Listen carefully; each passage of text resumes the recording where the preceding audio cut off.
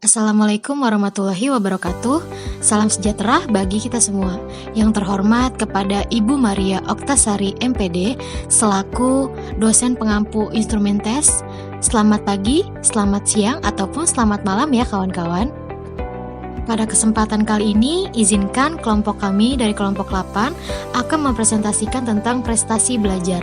Kelompok kami terdiri dari Ana Komsinatun Nastikom, Davina Mutiara Rengganis, Elika Nurli, Ika Nurrahma, Raffi Abianto, dan Salsa Bila Gifani. Yuk kita simak bersama-sama materi yang akan kami bawakan pada hari ini.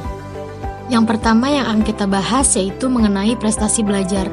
Nah, prestasi belajar merupakan hasil yang dicapai dari usaha-usaha yang telah dilakukan sebelumnya, yaitu memperluas pengetahuan dan menambah wawasan yang sebelumnya tidak mengerti. Prestasi belajar perlu diadakan untuk pengukuran yang bertujuan untuk mengetahui seberapa berhasilnya suatu program atau metode pembelajaran yang telah dijalani sebelumnya. Pada dasarnya, cara pengukuran prestasi belajar siswa dilakukan dengan 3 cara nih, yaitu tes diagnostik, tes sumatif, dan tes formatif. Nah, sementara itu, bentuk tes yang diberikan dapat berbentuk tertulis, tes lisan, dan tes praktik. Melalui tes tersebut, Anda akan tahu nih seberapa jauh pemahaman siswa pada bidang tertentu dengan evaluasi. Evaluasi adalah hal terpenting supaya kegiatan belajar ke depannya menjadi lebih efektif dan efisien. Selanjutnya, tes cara mengukur prestasi belajar siswa. Yang pertama ada tes diagnostik. Jenis tes yang pertama, tes diagnostik, yaitu yang mana tes ini digunakan untuk mengetahui kelebihan dan kelemahan siswa dengan melihat tanda-tanda awal, sehingga dari kelebihan dan kelemahan tersebut dapat disikapi dengan cara yang tepat. Nah, yang kedua ada tes sumatif. Tes sumatif adalah tes yang pada umumnya dilakukan di akhir semester ataupun catur wulan, yang merupakan cara mengukur prestasi belajar siswa paling tepat dan paling banyak digunakan.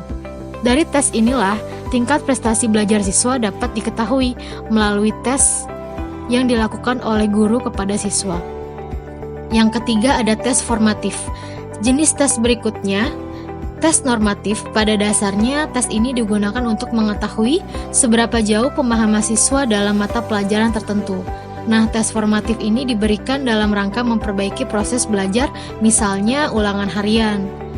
Dari ketiga tes di atas dapat Anda pilih ya, sesuai dengan kondisi serta kebutuhan saat ini. Mengetahui tingkat pemahaman dan prestasi belajar sangatlah penting untuk memperbaiki proses belajar dan menemukan metode pembelajaran yang tepat. Macam-macam tes tertulis. Tes tertulis merupakan tes yang soal-soalnya harus dijawab peserta didik dengan memberikan jawaban tertulis. Yang pertama ada essay test. Tes uraian atau tes subjektif merupakan jenis tes yang berupa butiran soal dan akan menuntut siswa untuk memberikan penjelasan, uraian, penafsiran, atau yang lainnya sebagai dari soal yang diberikan. Jenis tes ini dirasa untuk paling efektif untuk mengukur prestasi belajar siswa. Yang kedua ada tes objektif. Adalah suatu jenis tes yang terdiri atas butiran soal dengan beberapa pilihan kemungkinan jawaban benar yang nantinya akan dipilih siswa sebagai jawaban. Tes objektif ini memiliki beberapa jenis seperti tes pilihan ganda, tes menjodohkan, tes melengkapi, dan yang lainnya. Selanjutnya macam-macam tes objektif. Yang pertama ada matching test atau tes menjodohkan adalah tes yang berisi suatu sesi pertanyaan dan lengkap dengan satu seri jawaban. Sementara tugas siswa atau peserta didik adalah mencocokkan atau menjodohkan antara soal dengan jawaban yang telah disediakan dan ditentukan saja sesuai dengan instruksi yang diberikan pada lembar soal. Lalu ada tes true false test. Tes benar salah ini merupakan pernyataan atau kalimat yang merupakan pernyataan benar maupun pernyataan salah. Nah, tugas siswa atau peserta didik adalah menentukan nih apakah pertanyaan atau pernyataan tersebut benar atau sebaliknya. Selanjutnya, multiple choice item test.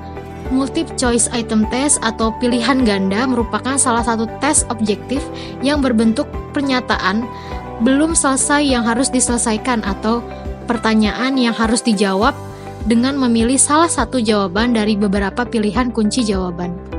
Selanjutnya ada tes completion test atau tes melengkapi, adalah jenis tes yang berbentuk pernyataan rumpang yang mana siswa atau peserta didik harus melengkapi bagian yang hilang tersebut. Lalu ada fill-in test, hampir sama nih dengan completion. Dalam tes ini, isian siswa atau peserta didik juga akan melengkapi dengan kata-kata dari cerita atau karangan yang beberapa bagiannya dikosongkan. Lalu ada tes lisan. Tes lisan sesuai dengan namanya nih, maka tes lisan diberikan kepada siswa atau peserta didik dalam bentuk pertanyaan secara langsung agar siswa juga harus menjawabnya dengan lisan secara langsung. Nah, yang terakhir ada tes praktek atau pembuatan. Adalah tes yang secara umum digunakan untuk menguji kompetisi keterampilan, misalnya seperti IPA ataupun olahraga. Selanjutnya ada penyusunan tes prestasi belajar. Knowledge atau pengetahuan berkaitan dengan ingatan terhadap materi belajar, recall fakta-fakta, istilah, atau konsep dasar. Comprehension atau pemahaman, memahami fakta-fakta dan ide-ide dengan mengorganisir, membandingkan, menerjemahkan, menginterpretasikan, atau mendeskripsikan. Application, memecahkan masalah dalam situasi baru dengan menerapkan pengetahuan yang terdiri dari fakta, teknik, atau aturan yang dimiliki.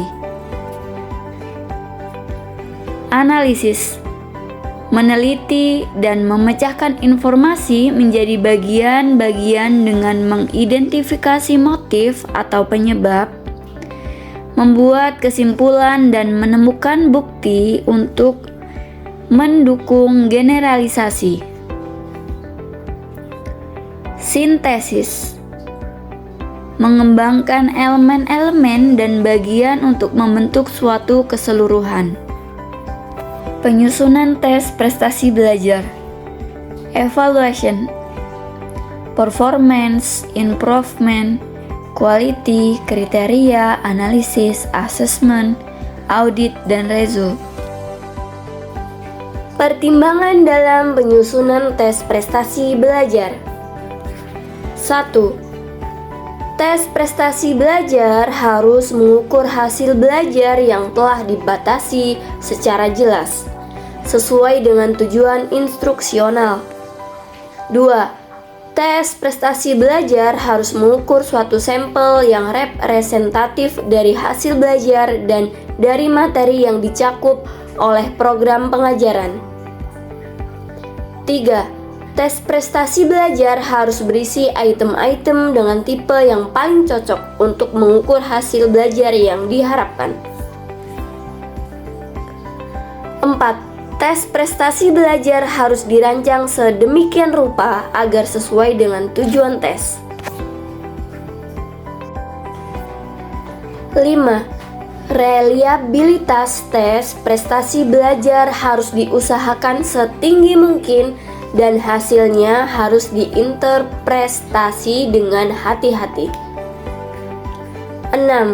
Tes prestasi belajar harus dapat digunakan untuk meningkatkan belajar peserta didik. Baik, sekian video presentasi dari kelompok kami.